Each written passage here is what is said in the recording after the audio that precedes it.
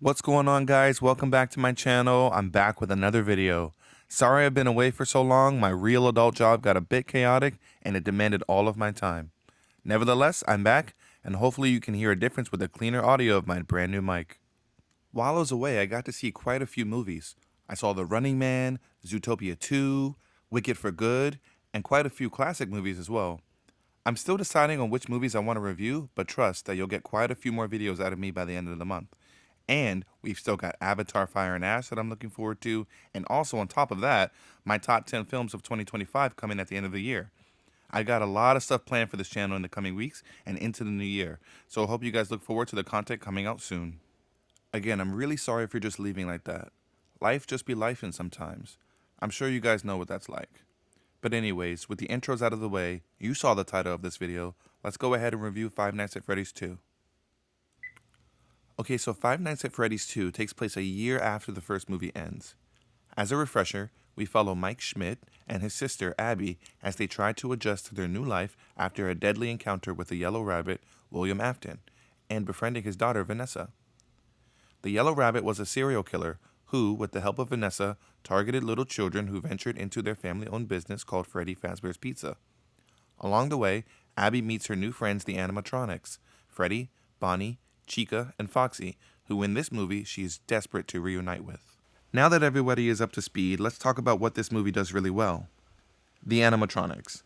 The Jim Henson Creature Company, famous for their work on the Muppets, and more recently the first Five Nights at Freddy's movie, absolutely knocked it out of the park with the brought-to-life versions of both the original and the new toy animatronics. Their character design, as well as their movement and voice work, were all amazing to see on screen. I also love just how much of them we got to see. Starting at about the 15-minute mark into the movie, we're constantly treated with the presence of some kind of animatronic. Some standouts of mine were the Marionette, Chica, and Mangle. They were all cast very well too. Chica, voiced by Megan Fox, does most of the heavy lifting as the main animatronic of focus, as she is Abby's favorite. But the creepy puppet-like nature of the Marionette was definitely a true standout for me. I liked the way that it did actually feel like a puppet, and when it came to life, it snaked across the environment where you could see it lingering in the background at times. Some other aspects that I really liked were the sound design. Now, to those of you who know me, you know that I had to see this movie in Dolby, so I can't speak for other showings, but every time one of the animatronics started to walk, the entire theater and its seats shook as if there was a 500-foot tall giant in front of you. The level of immersion that the sound design brings really helped to see the presence of power that the animatronics have. Another thing done really well was the directing and the camera work.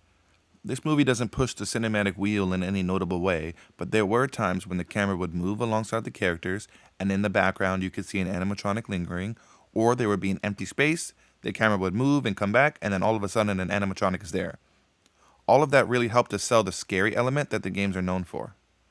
The director Emma Tammy has really learned about what makes these creatures so terrifying and pulls elements from the game into the movie. Speaking of that, I love how at a certain section midway through the movie, there is a scene where we are basically playing Five Nights at Freddy's 2, with the same game mechanics and everything. This movie is definitely made for the fans, and as a huge FNAF fan myself, I love to see it. Okay, so those are the main highlights that the movie has to offer. Now let's talk about some of the characters and how they've evolved. This time around, I would say that Vanessa takes more of the spotlight than Mike, as we see her struggle with the weight of her father's actions, and how even in death, they still haunt and traumatize her. She has a pretty cool dream sequence with William Afton that I thought was done very well.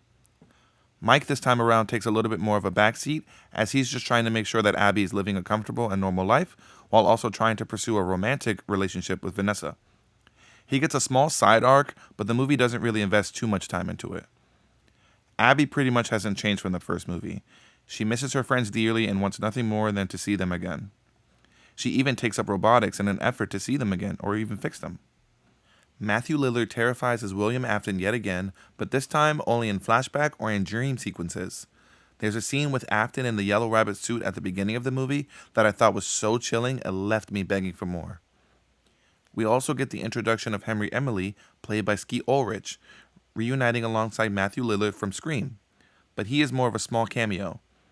Other than that, we get a few side characters who are really only there to be killed by animatronics, and that's kind of it.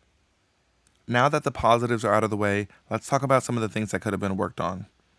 Okay, so my main gripe with this movie is their overusage of jump scares. I get that the games have elements of random jump scares, but this movie overdoes it to the point where it just gets annoying. Another thing that I would have liked to have seen is the other animatronic speaking.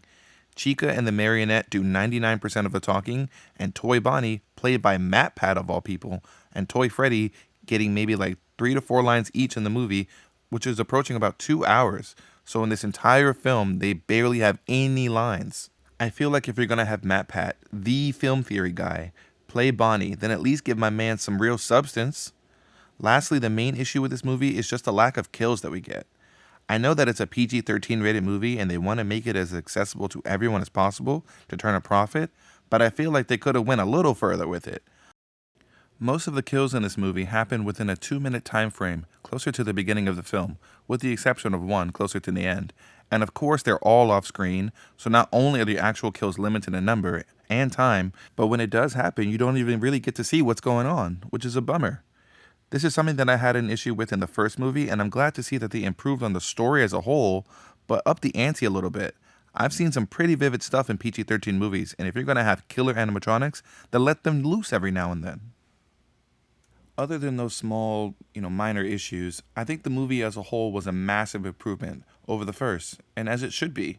You'd want each new installment in the movie franchise to get better, and with Five Nights at Freddy's 2, I think that's absolutely what happened.